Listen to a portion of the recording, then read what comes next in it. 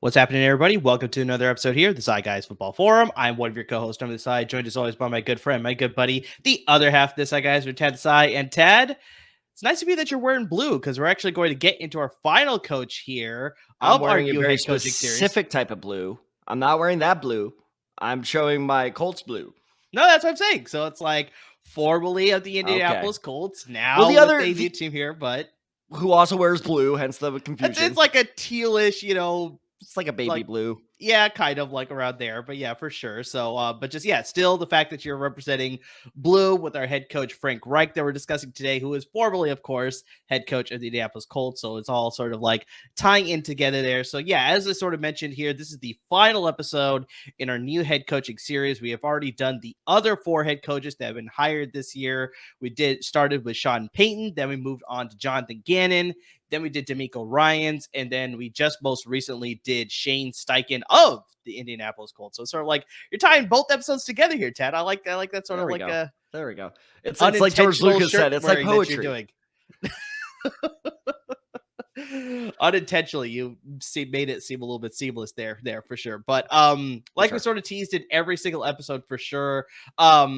Don't stop listening to this episode, but make sure you check back and listen to all the other 4 episodes that we discussed there. We give a lot of great nuggets on how their offense is going to look, a little bit on how their defense is going to look as well if they're a defensive-minded head coach, but most importantly, giving you some tidbits as far as how it can affect your fantasy draft strategies, which because, Tad, we talked about this in our last episode.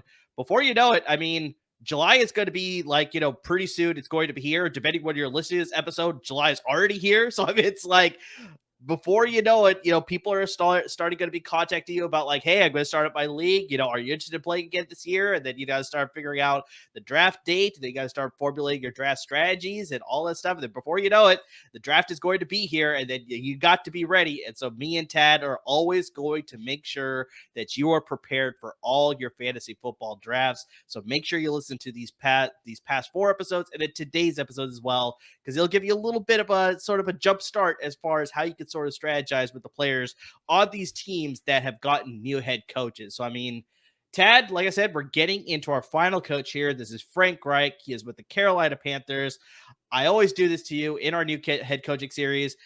Obviously, he was a formerly of the Indianapolis Colts, and then he was fired mid-season last season. I think he went about 10, 11 games, I think, or maybe about 12 games. I can't remember exactly. He was fired after going 3-5-1. 3-5-1. So yeah, like around maybe week 10, week 11, somewhere around there, right? Yeah. So yeah, he obviously got fired mid-season. I mean, that's just the safest way to put it there. But then instantly he got a job here with the Carolina Panthers just right away. So I mean, it's just like when you saw that, especially you got to experience him for 5 seasons, and we will get into his coaching history about his time in Indianapolis, which Ted, I'm pretty sure you'll shed a little bit more light on his time there. But just like when you saw that he was fired mid-season, instantly he got a job very much in the very next offseason. Like, just how did you feel about that? And then just what do you think about his instant reaction of his fit there in Carolina? Well, I'm going to take a little issue with a word you used twice now, which was he was instantly hired, because what shocked me the most about his hiring was the fact that from all reports, Steve Wilkes, who was the interim head coach after not Ron Rivera, that was way too long ago. Who was the last Panthers coach? Help me out here. Matt Rule. There's a reason I don't remember that name.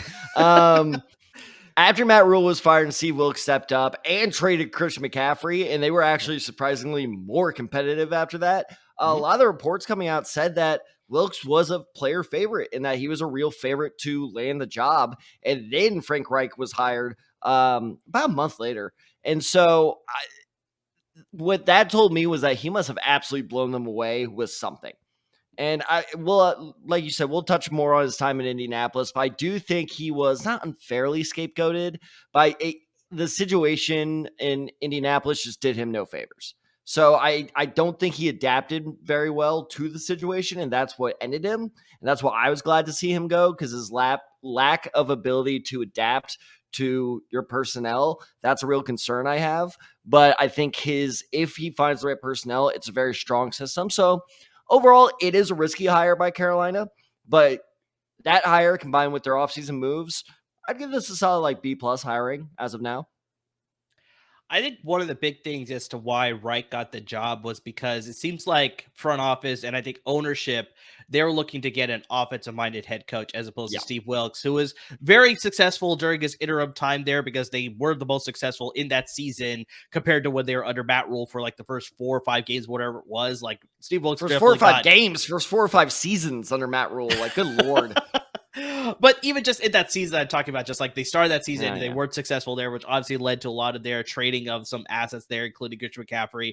But yeah, Steve Wilkes was able to get a lot out of that roster still, and they were very successful. But like I said, based on reports that I read, I think they wanted to go in an offensive direction, and we'll obviously get into here as far as why they went in that direction specifically. So let's start with his coaching history and a little bit of his playing history, of course, because he has some great moments in his college as well as his professional career. So he is a college quarterback at the University of Maryland. He was a backup and roommate Tad with Boomer Esiason. So, I mean, that was pretty interesting to see that there. Led the biggest comeback in NCAA history at the time. I don't know what the record is now, but I was able to get that for at the time by coming back to beat the University of Miami on the road in 1984. Like, I mean, this was a great game. Bernie Kosar was quarterback of the Miami Hurricanes at that time, led the Miami Hurricanes to a 31-0 lead at halftime. Frank Reich comes off the bench because of a shoulder injury. He actually lost his starting job to another quarterback, but he was able to get his job back in that game, came back in the second half, led the Terrapins to score 42 points in the second half. They went 42-9. Like, the scoring difference was 42-9, with Miami scoring only 9 additional points, and they ended up winning that game 42-40. He threw 3 touchdown passes in that half, and he also ran in for 1. So, I mean, just amazing comeback there by Frank Reich. And he had, that didn't stop in college. Like, I mean, Well, real quick, I need to interrupt you. So you said it was 31 points, right? Correct. Oh, it's funny that number sticks out to me because a certain team tied for that same number of point comeback in 2016, the Alamo Bowl. Remember the Alamo? TCU came back from 31-0 at halftime to beat the Oregon Ducks in the 2016 Alamo Bowl. And is that still the record right now, or is there another game that was tied? That is tied. So 31, and apparently that's why I was looking up while you were talking. So 3 teams have done it. Frank Reich's team, the TCU Horned Frogs, and whoever played in the 2006 Iron Sight Bowl. Iron Sight Bowl. Okay. If you were going to say Iron Bowl, I was like, okay, well, Alabama, Auburn, that makes sense there. But Iron Sight, that's a little bit different there. I have no idea about that one. But my bad. Insight Bowl. I read the internet wrong. Insight Bowl. Still never heard of it, but still, yeah, that doesn't help me anymore than Iron Sight. So. Here we go. Texas Tech talk about 2 random ass teams. Texas Tech came back against the Minnesota Golden Gophers. Okay. But yeah, as mentioned, this was not the only historic performance performed by Reich. He eventually gets drafted into the NFL. He is drafted in the 3rd round, the pick number 57 in the 1985 NFL draft. But the problem was Buffalo drafted future Hall of Famer Jim Kelly in 1983, and he was already entrenched as a starter. So pretty much Frank Reich was going to be a backup there. So he had a couple of good performances, but I think the most memorable performance that he had was in a postseason game. So it's the final game of the 1992 regular season. Unfortunately, Jim Kelly goes down. He is hurt. He can't play in the wild card game against the Houston Oilers. So who steps up? Frank Reich. So Frank Reich comes in. Oilers took a commanding 35-3 lead in the early parts of the third quarter. So this is like shades of the Atlanta Falcons versus New England Patriots. In case you don't remember this game, you can remember that game kind of. So kind of eerily similar here with the larger deficit there.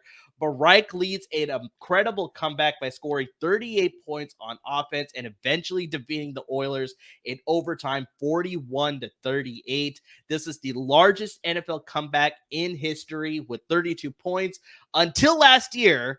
Sorry, Ted, I had to do it. It's okay. But I'm real sorry.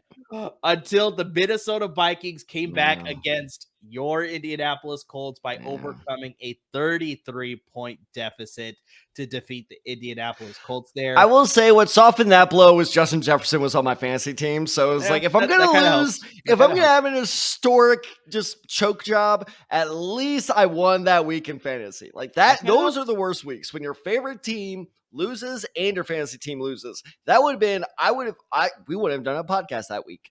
If the Colts had blown an historic lead like that and my fantasy team would have lost, we might never do the podcast again. I might just be done with football if that ever happens. Yeah. Possibly. It's fine. But I'm not so thankfully that didn't happen for you, so it's all good there. But in that game, Frank Reich finished that game with going 21 for 34, 289 passing yards, 4 touchdowns, and 1 interception. So just an amazing performance.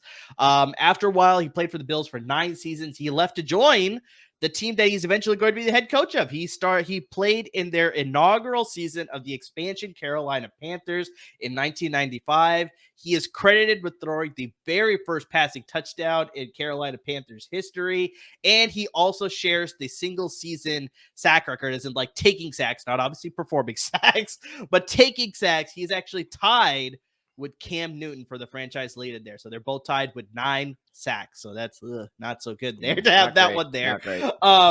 He later bounced around. He joined with the New York Jets. Then he also played with the Detroit Lions. And then he eventually retired in 1998.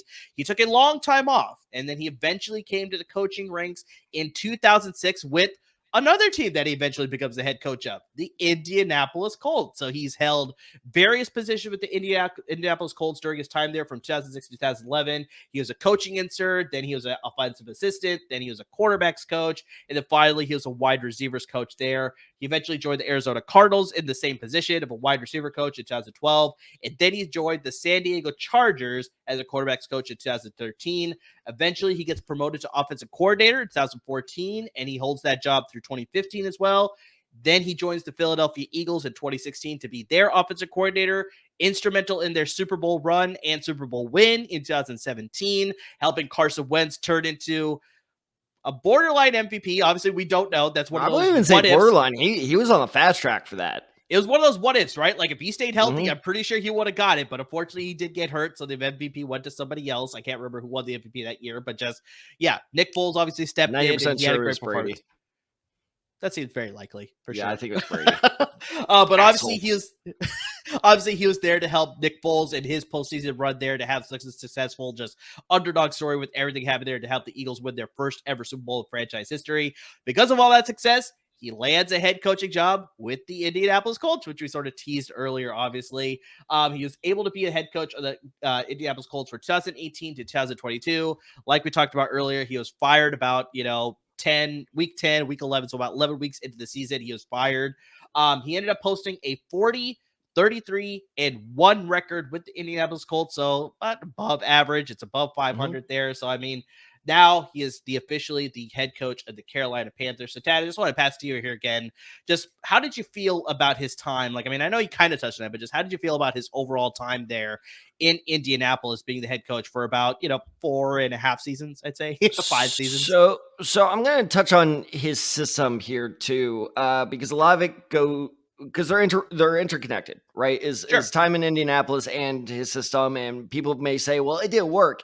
No, it did. That's why he has a winning record in Indianapolis. The problem is, again, the circumstances did not work with his system, and I'll tell you what I mean by that. So I'm not going to call him like the grandfather of the RPO because it's not like he invented it, but he and Doug Peterson definitely were key figures in ushering in this new era of the RPO. I feel like the Nick Foles Super Bowl year where, Frank Reich was the offensive coordinator was the first time the NFL really started realizing this RPO can make, like, this college system can work in the pros if you do a certain way. And what they found out, and they being Pearson and Reich, was you need a smart quarterback that can make quick snap decisions and understand how to read a defense pre-snap. Now, I know that, again, this all sounds like, yeah, no shit, Sherlock. Everybody needs that. But guess what? It's the way you utilize it. Like, you don't need these overly complicated reads from the quarterback.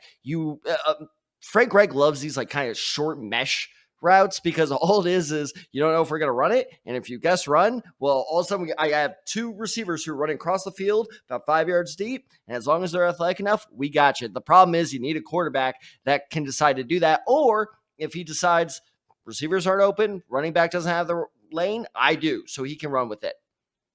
That's where things started to go wrong for him in Indianapolis. Is his first, he had Jacoby Brissett there, who is good mobile quarterback, but at the end of the day, he's a solid backup, nothing special. Then he goes for Carson Wentz.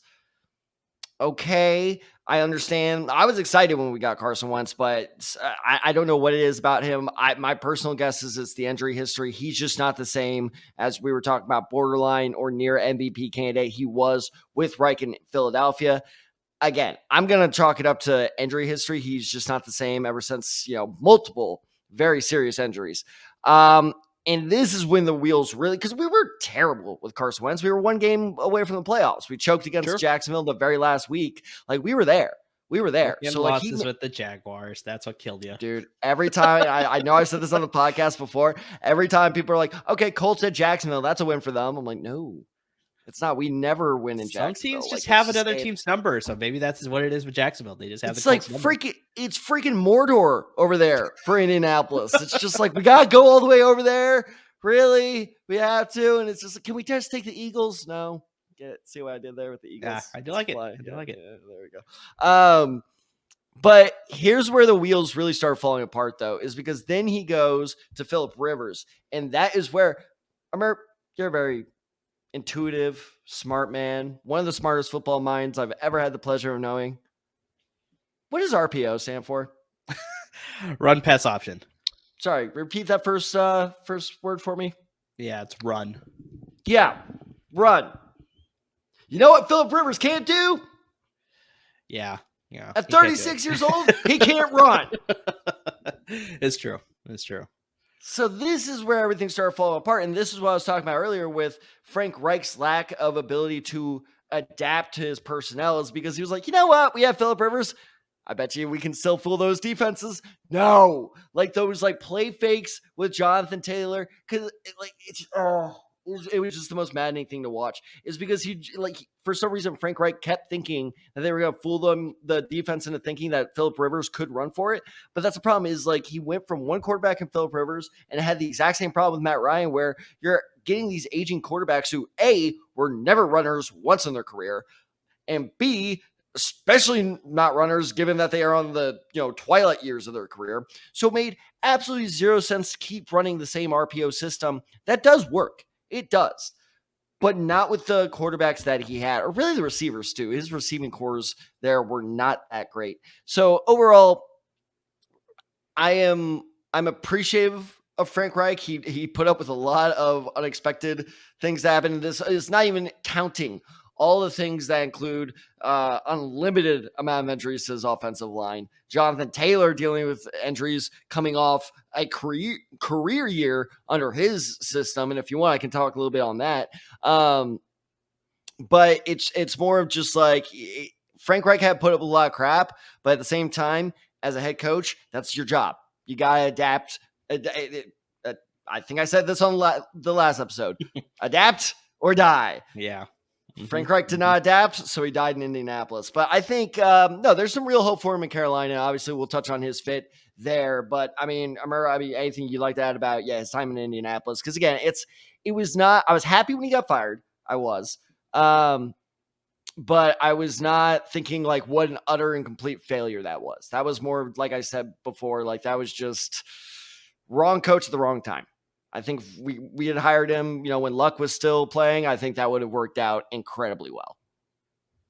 Yeah, so I don't think I have anything else I want to add on specifically Frank Reich. I think that's why specifically I passed it to you, because you had more of an inside look on, seeing what he's doing firsthand as opposed to be just the casual viewer catching highlights and things like that, reading a few reports here and there. So I think everything you said makes a ton of sense there. I think also one of the big things that he admitted himself too, especially in pressers after he got hired by the Carolina Panthers, is just that he abandoned the run his last season there in Indianapolis, where it's like that's the big proponent as to why he was successful in 2021. A few of the other seasons that he had was just that he's able to lean on the running game. Like even outside of Jonathan Taylor's explosive season, like besides that, he just wasn't running the ball enough, and that's what he said sort of led to his downfall at times.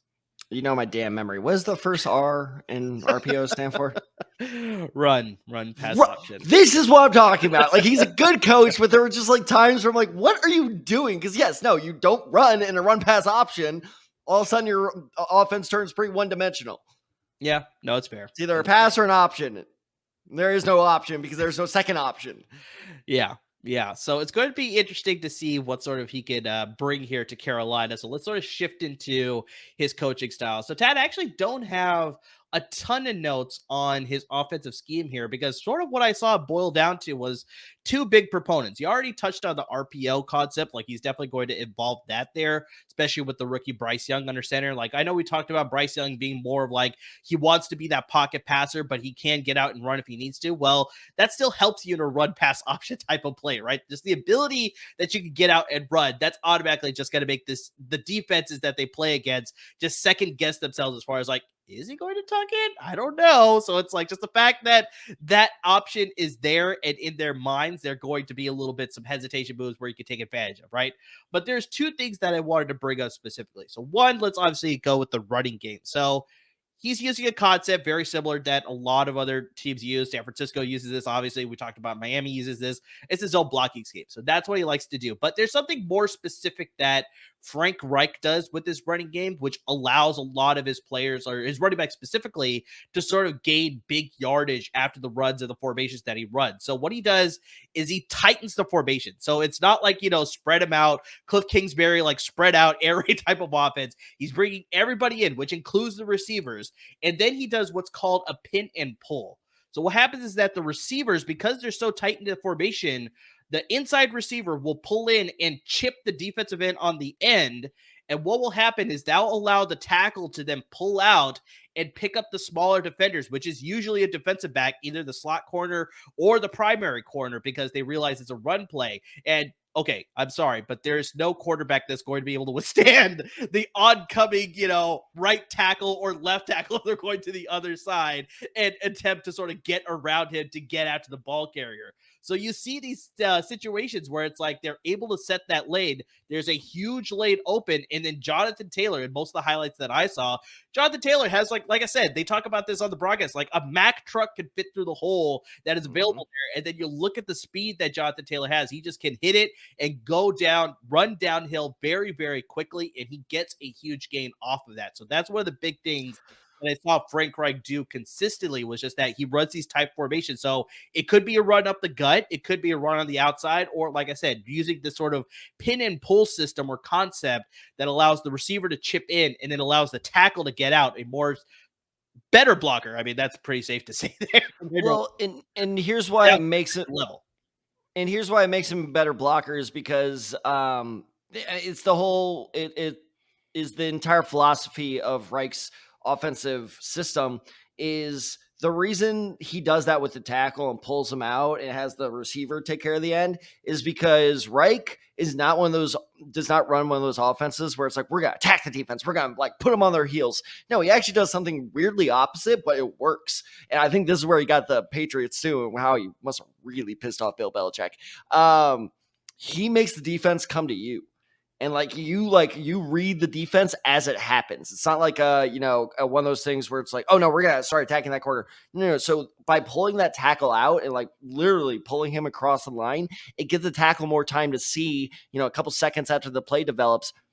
Okay, this is how the play is working. This is where we go with it. And that's also why the RPO works so well under Reich's system, is because they do the exact same thing in the passing game where it's like, okay, hand it, it's usually a very long, exaggerated handoffs to the running backs, more than most, play action or anything like that. Like, play action is a massive part of this offense for this very reason, is they want the defense to show their cards before the offense does.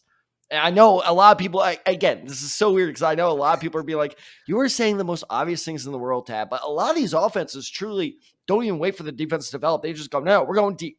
We're like exactly like what you mentioned. That's why Cliff Kingsbury fell apart because all he did was like, nah, we're just going deep to D-Hop. Do you want to see what the high safety is doing? Nah, just do it. It's just like, okay, no. So that is exactly right with the running game. And that's why Jonathan Taylor was such the perfect running back for that system, is because he was such a patient runner.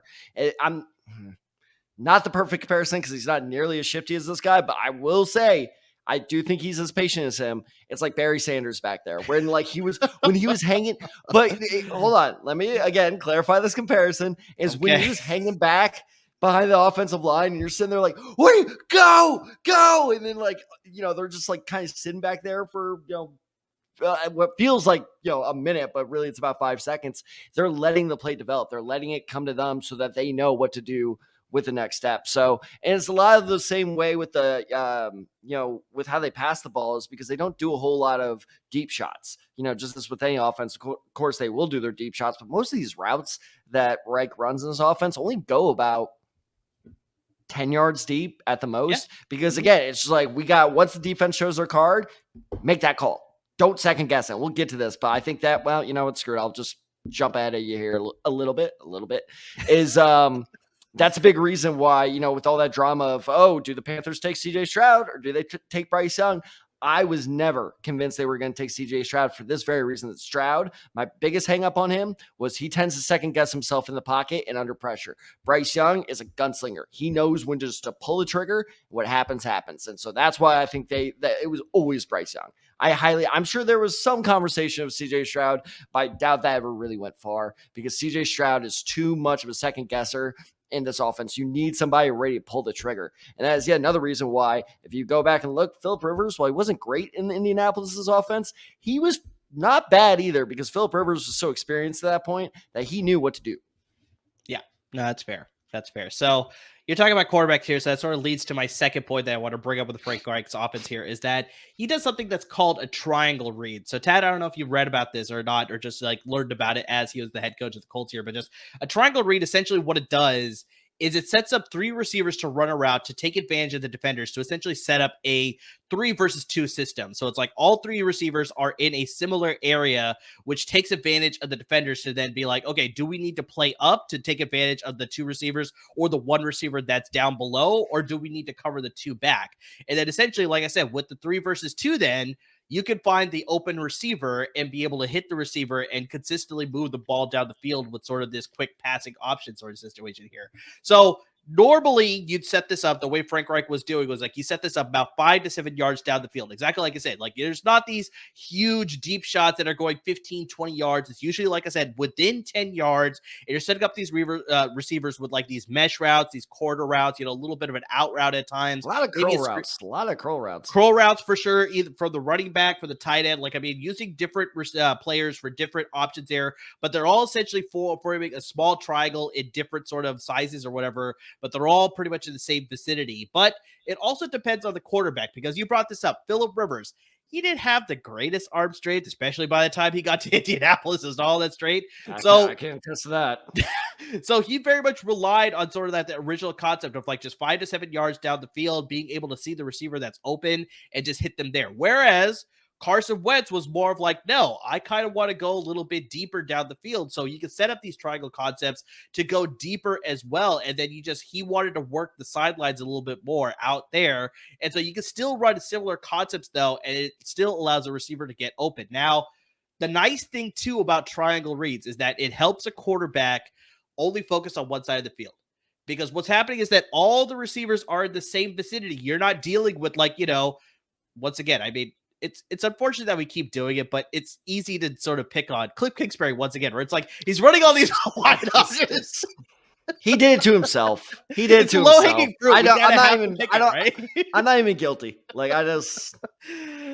Oh goodness. But so it's not like you have all your receivers running different routes and you had to scan through the progression to see where all the receivers are. This is, like I said, with the triangle read concept, all the receivers are either on one side of the field or they're in the middle, or they're all on the left side. So the quarterback only has to worry about looking in one direction and finding which receiver is open instead of patiently sitting in the pocket for a long time, worrying about pocket pressure, worrying about that pressure that's coming in. He can sort of make a decision, see who's open, and hit that quarterback. And like I said, move the ball down the field a little bit easier. So like I said, it's very advantageous for a quarterback, especially a younger quarterback, because we talked about this, where it's like he helped develop Carson Wentz when he was still younger. I think that was his second year in the league, maybe his third year, if I remember correctly, when they won that Super Bowl run in 2017. He was drafted in 2016, so that was his second year. Year. Damn. I was thinking it was third. Holy shit. No, I think that was his second year because, I remember 2016, that was the year with Jared Goff and Carson Wentz, obviously, and then 2017, they obviously won it all. So, so you see that where it's like, you don't need your quarterback to make too many decisions. You just look on one side of the field, make it happen. You saw the same thing there with, to an extent, Carson Wentz in Indianapolis too, obviously, but just like you saw that he had success with the younger quarterbacks everywhere that he went, or just quarterbacks in general, because he was able to sort of dial down the offense a little bit, not have them work so hard to sort of like go through the progressions. But obviously he's mixing in those types of plays. This is just a base of his passing offense. So then his quarterback doesn't have to work as hard and worry about dissecting a defense or anything like that as extensively as maybe when Peyton Manning was running the Colts or when Tom Brady's running the Patriots or whatever it is, right? It's like you can sort of simplify the offense, right, to make your quarterback be in a position to succeed, right? So those are the two things that I sort of came away with Frank Reich's offense. Obviously, you brought up the RPO. I'm pretty sure they're going to mix that in with Bryce Young as well. So let's get 100% are.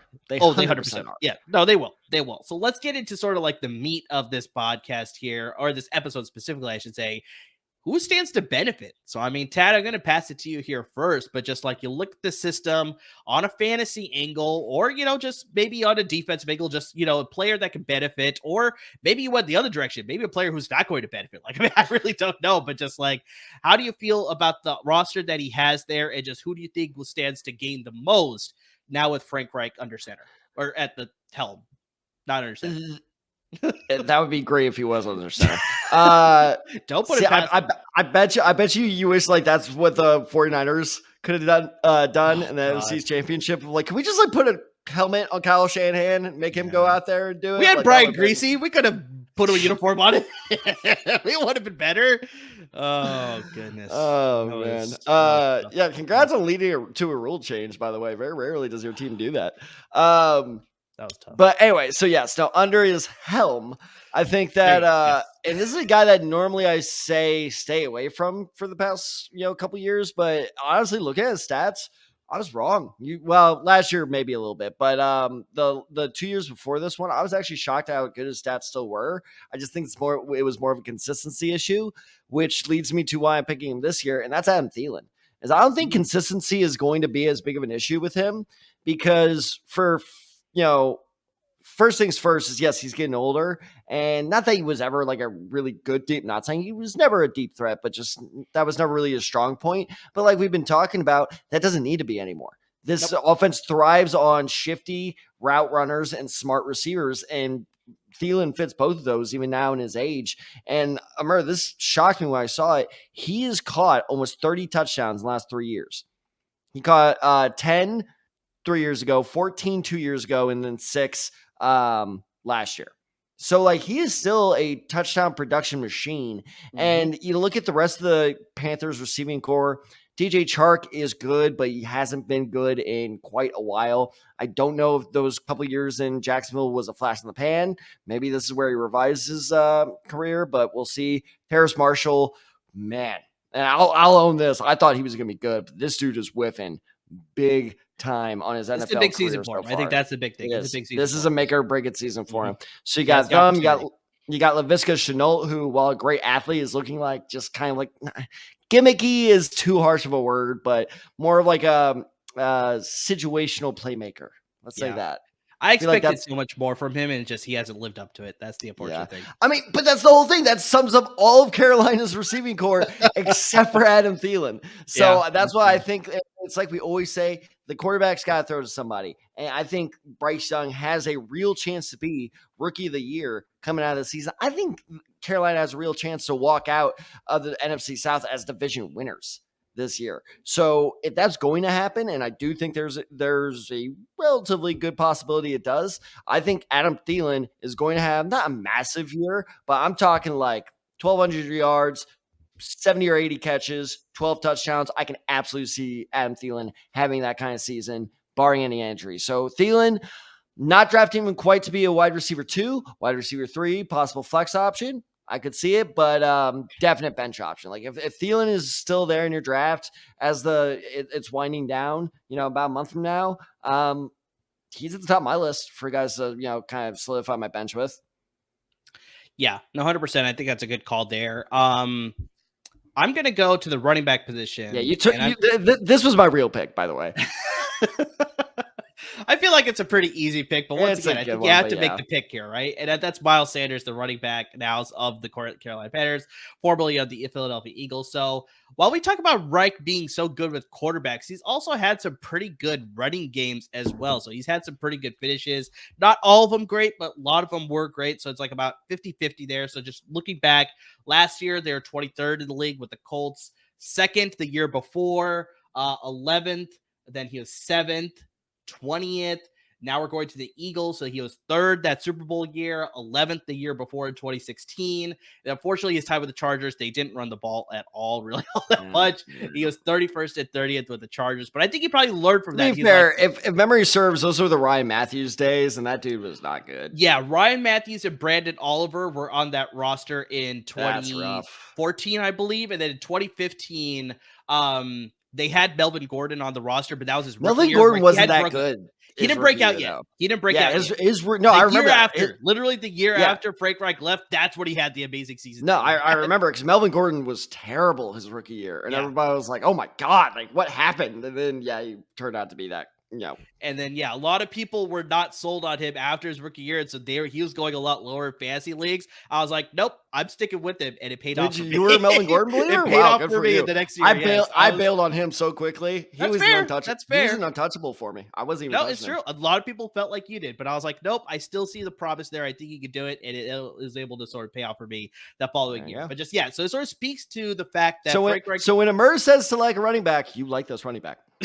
It's very true. It's very true. So also, like I said, Tad, we've talked about this before when we've brought the Carolina Panthers up. Like I said, we've brought up the Carolina Panthers a few times during this offseason period here. And I brought this up before, but Deuce Staley is now the running backs coach and assistant head coach with the Carolina Panthers. He is familiar with Miles Sanders because he was on that roster in Philadelphia when they drafted him. So he was there in 2019 and 2020 when Miles Sanders was part of that roster. He was the running backs coach there as well. So he's familiar with this guy. He knows how you can use him. So now you're implementing him here in a new system here with the rookie quarterback. I bet you they're going to lean on him quite a bit because also you have to look at the fact, Tad, that they let Deontay Foreman walk. He is now at the Chicago Bears.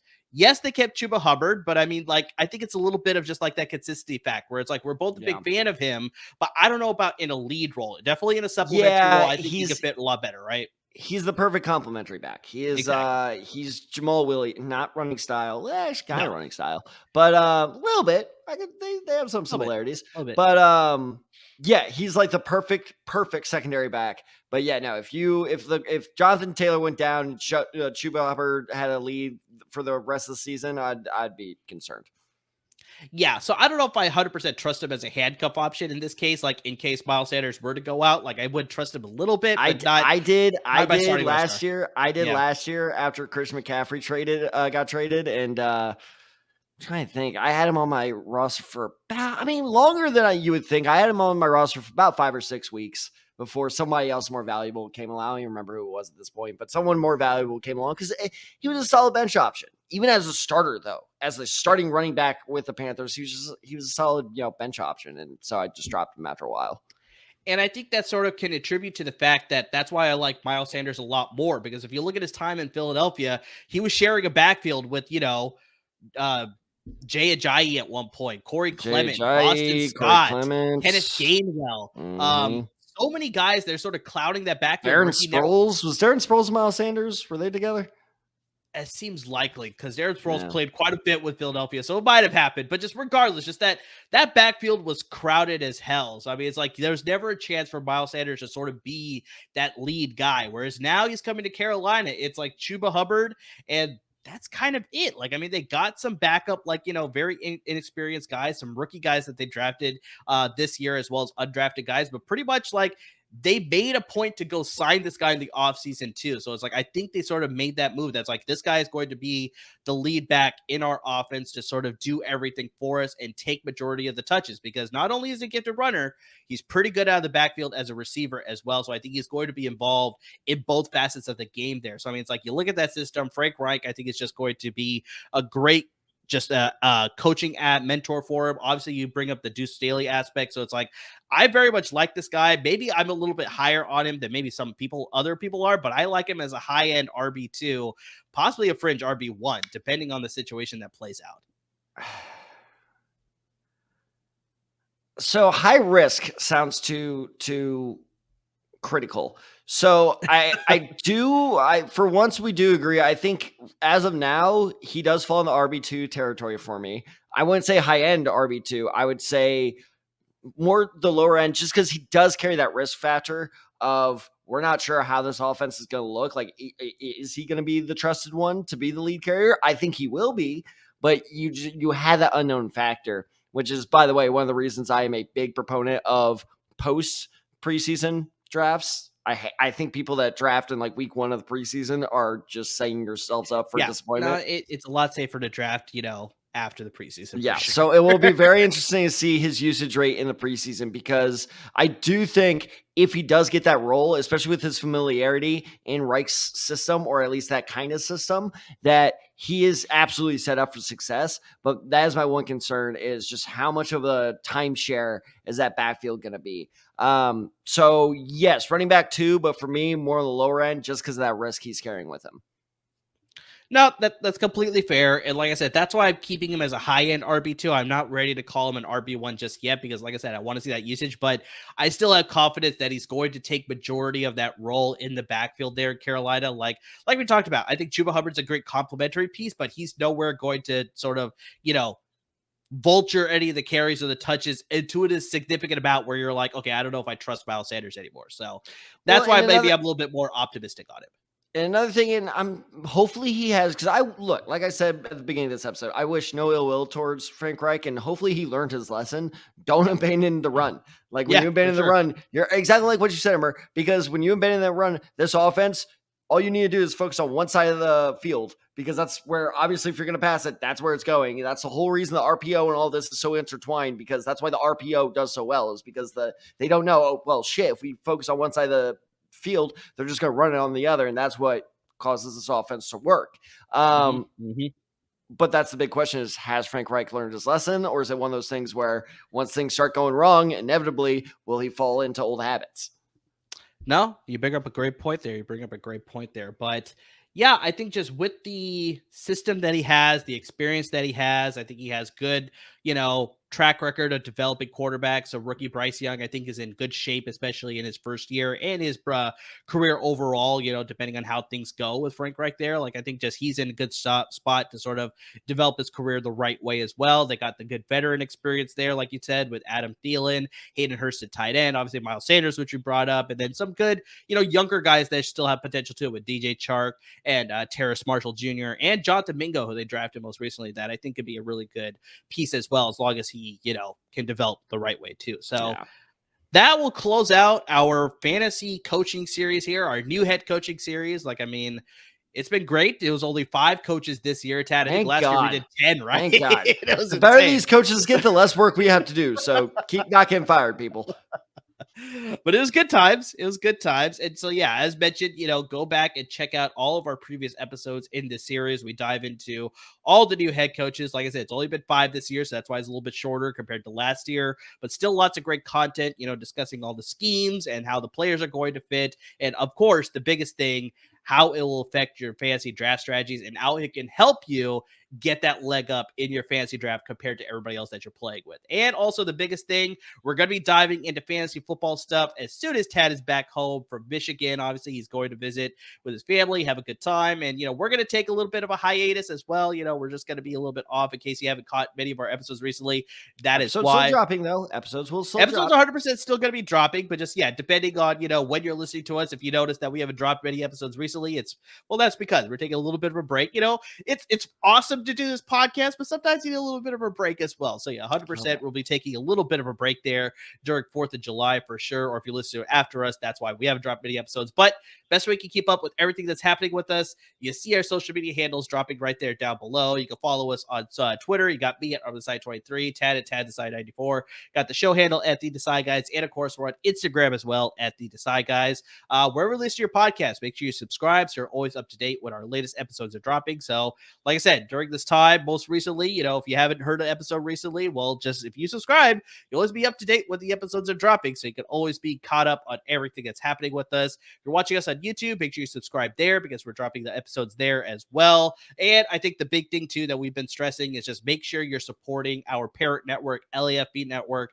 They're the ones who gave us an opportunity to give you this great podcast, and of course they're cranking out a lot of great content as well when it comes to the Rams and the Chargers at the NFL level and the Bruins and the Trojans at the college level. So lots of great content on the website, their YouTube channel, their podcast. Subscribe, follow, all of that stuff as well. But guys, everybody that's interacting with us on social media, everybody who's listening, who's watching, who's, giving us great episode ideas, who's reading our past articles, which will be coming out. We've sort of been behind on that, but 100% as we get closer to the summer here, we'll be dropping lots of fantasy related content for sure on the website in case you need stuff to read as well. So that's going to be coming. But guys, to anything and everything that you're doing to support us, we really can't thank you enough. And like Amir said, as always, everyone, thank you so much for watching. If you're on YouTube, don't forget to subscribe, like, and comment. And thank you so much for listening. Don't forget to subscribe. And if you're subscribed on, Apple Podcasts, go to Spotify, subscribe there. Doesn't cost you anything. I promise. I checked. And you know what? Vice versa as well. So as always, everyone, thank you so much for tuning in one way or the other. Please stay safe, everyone. And we will talk to you after the 4th of July.